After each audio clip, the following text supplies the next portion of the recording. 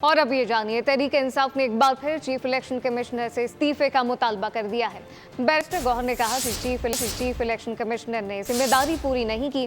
कौमी असम्बली की 180 नशिस्तें जीत चुके हैं। फॉर्म 45 के मुताबिक नताइज का ऐलान किया जाए। इंतखाबी धांधली से मुतालिक शफाफ तहकीकात की जाए। उम्मीद करते हैं कि इलेक्शन कमीशन मखसूस नशिस्तें देगा।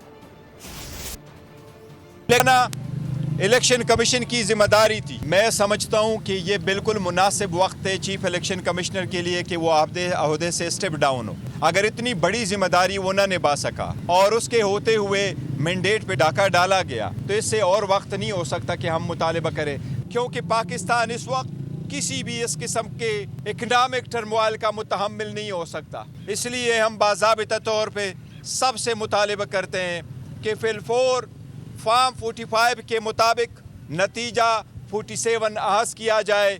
जो 80 सीट्स जिसके हम फिक्स फिगर देख चुके, उसके मुताबिक आप इलेक्शन डिक्लेयर कराए और उसके बाद कौमी असम्बली का इजलास आप बुला लें।